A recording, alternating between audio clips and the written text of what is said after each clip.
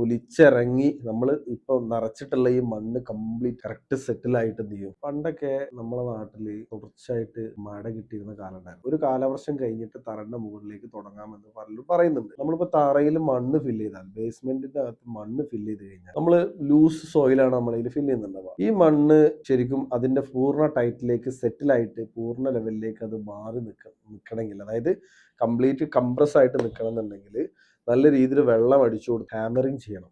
പണ്ടൊന്നും അത്തരത്തിൽ ഹാമറിങ് ചെയ്യാനുള്ള സൗകര്യങ്ങളൊന്നുമില്ല. അപ്പൊ അതുകൊണ്ടാണ് ഒരു കാലവർഷം കഴിഞ്ഞ് തുടങ്ങാന്ന് പറഞ്ഞു കഴിഞ്ഞാൽ ആ ഒരു സമയം ഒരു 6 മാസം അല്ലെങ്കിൽ ഒരു 8 മാസം നമ്മളെ കേരളത്തിൽ പണ്ടൊക്കെ മഴ കിട്ടിയിരുന്നു. ഈ സമയത്ത് കംപ്ലീറ്റ് മഴ കൊണ്ട് അതിനകത്തേക്ക് ഈ വെള്ളം ഒലിച്ചിറങ്ങി നമ്മൾ ഇപ്പൊ നിറച്ചിട്ടുള്ള ഈ മണ്ണ് കംപ്ലീറ്റ് കറക്റ്റ് സെറ്റിൽ ആയിട്ട് എന്ത് ചെയ്യും, നമുക്ക് ഈ ഒരു കാലവർഷം കഴിയുന്നതോടുകൂടി കിട്ടും. അതിനാണ് തറ ചെയ്ത് ഇത്ര കാലം കഴിഞ്ഞിട്ട് മുകളിലേക്ക് പണി തുടങ്ങാൻ പാടുള്ളൂ എന്നുള്ളത് പറയാൻ റീസൺ ഉണ്ട്.